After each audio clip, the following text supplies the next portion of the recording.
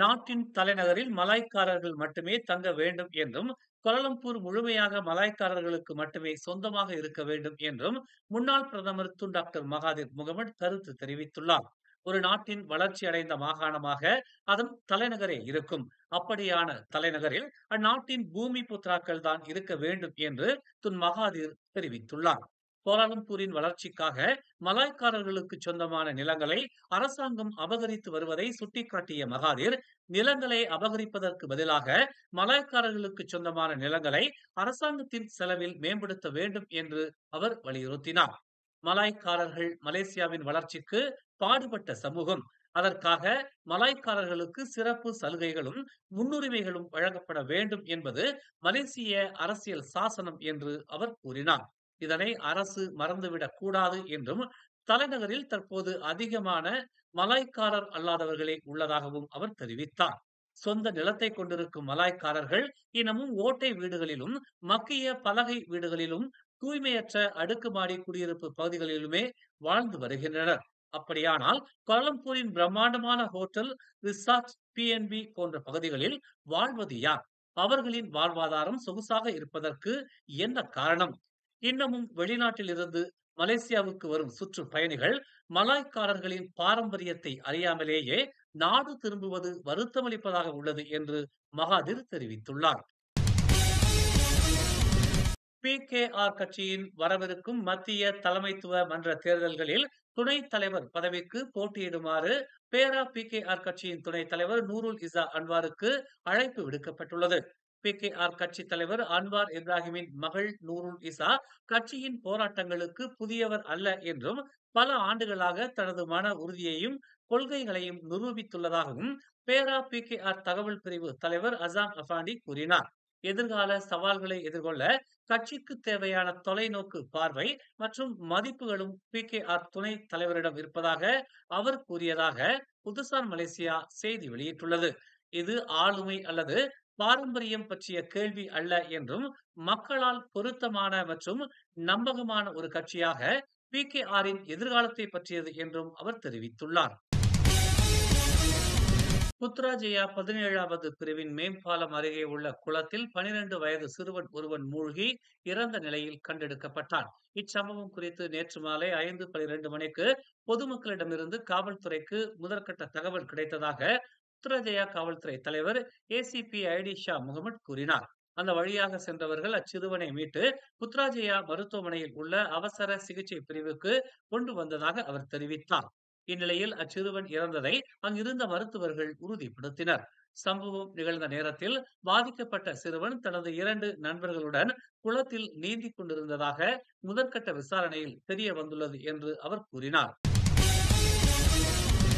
அமெரிக்காவின் வரி விதிப்பால் பாதிக்கப்பட்ட வணிகங்களுக்கு அதன் தாக்கத்தை மதிப்பிட்ட பிறகு நாட்டின் நிதி நிலைமையில் அதன் விளைவை மதிப்பிடுவதோடு சிறப்பு ஊக்கத்தொகை தொகுப்பை அறிமுகப்படுத்துவது குறித்து முதலீடு, வர்த்தகம் மற்றும் தொழில்துறை அமைச்சு பரிசீலிக்கும் என்று அதன் அமைச்சர் தென்கு டதஸ்ரீ ஜஃப்ருல் அப்துல் அசீஸ் தெரிவித்துள்ளார். நாட்டின் மீது குறிப்பாக முக்கிய துறைகளில் எந்த வரிகளும் விதிக்கப்படாமல் இருப்பதை உறுதி செய்வதை முக்கிய நோக்கமாக கொண்டு இன்று முதல் அமெரிக்கா உடனான பரஸ்பர பேச்சுவார்த்தைகளில் அரசாங்கம் கவனம் செலுத்தும் என்று அவர் கூறினார். பேச்சுவார்த்தைகள் முடிந்த பிறகு யார் பாதிக்கப்படுகிறார்கள், எந்த நிறுவனங்கள் பாதிக்கப்படுகின்றன மற்றும் விநியோக சங்கிலியின் எந்த பகுதிகள் பாதிக்கப்படுகின்றன என்பதை தாங்கள் அறிந்தால்தான் ஒரு முடிவை எடுக்க முடியும் என்று அவர் மிட்டியின் 2025ஆம் ஆண்டின் முதல் காலாண்டு செயல்திறன் நிகழ்வில் ஊடகவியலாளர்களிடம் இதனை தெரிவித்தார். சுகாதாரத்துறையுடன் தொடர்பில்லாத ஒரு சட்டத்தின் கீழ் மருந்து விலைகளை கட்டாயமாக காட்சிப்படுத்துவதை எதிர்த்து 200க்கும் மேற்பட்ட தனியார் மற்றும் பொது மருத்துவர்கள் பிரதமர் அலுவலகம் முன்பு திரண்டு தங்கள் கோரிக்கையை முன்வைத்தனர்.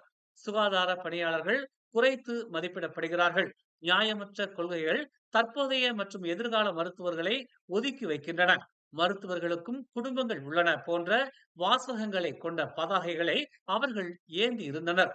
காலை 10:30 மணியளவில் ஒரு குறிப்பாணையை சமர்ப்பிக்க 10 பிரதிநிதிகள் கட்டிடத்திற்குள் அழைத்துச் செல்லப்பட்டனர். இந்த போராட்டத்தை மலேசிய மருத்துவ சங்கமான MMA-வின் தனியார் பொது மருத்துவ பயிற்சியாளர்கள் பிரிவு ஏற்பாடு செய்தது. இன்று அதிகாலையில் தனது வீட்டில் ஏற்பட்ட தீ விபத்தில் பிரபல இஸ்லாமிய போதகர் ஒருவர் தொழுகையின் போது மூச்சு திணறல் காரணமாக சரிந்து விழுந்ததாக கூறப்படுகிறது. பின்னர் அவர் மருத்துவமனையில் இறந்து விட்டதாக அறிவிக்கப்பட்டது. கம்போங் பாரு 2வது மேரில் உள்ள மஸ்ஜித் வைதூர் ரஹ்மானின் தலைவரும் மத ஆசிரியருமான 60 வயது உஸ்தாஸ் அமாட் அப்துல் மாலிக் அதிகாலை 3 மணி அளவில் சம்பவம் நிகழ்ந்த போது தமது மனைவி மற்றும் மகளுடன் வீட்டில் இருந்துள்ளார் என்று தெரிவிக்கப்பட்டுள்ளது. அதிகாலை 3:17 மணிக்கு அவசர அழைப்பு வந்ததாகவும் உடனடியாக 25 தீ அணைப்பு வீரர்கள் கொண்ட குழுவை அனுப்பியதாகவும் அவர்கள் 10 நிமிடங்களுக்குள் சம்பவ இடத்திற்கு வந்ததாகவும் தாவா தீயணைப்பு மற்றும் மீட்பு நிலைய தலைவர் ஜெமிசின் உஜின் தெரிவித்தார். தீ மேலும் பரவாமல் குழு வெற்றிகரமாக கட்டுப்படுத்தியது என்றும் அருகில் உள்ள 47 வீடுகளை காப்பாற்ற முடிந்ததாகவும் அவர் கூறினார். இருப்பினும் 3 வீடுகள் முற்றிலுமாக அழிக்கப்பட்டதாக அவர் தெரிவித்தார்.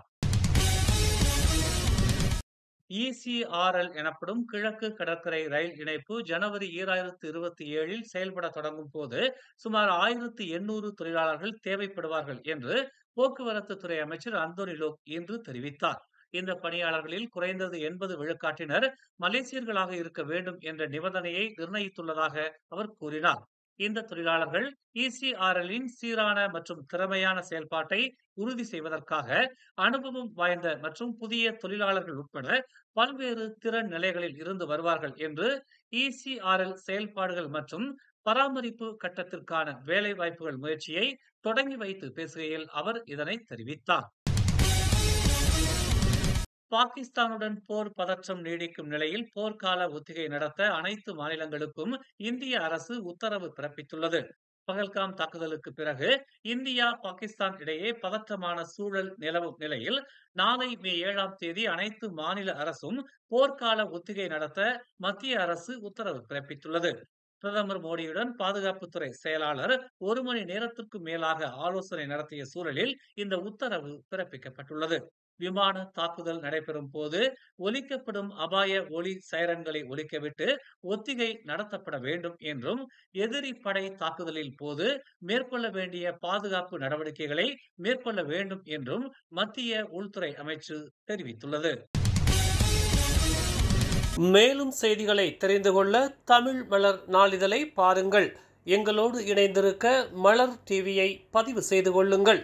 உறவுகள் மகிழ்ந்திட விருப்பம் மற்றும் பகிர்வு சேவையை சொடுக்கிடுங்கள்.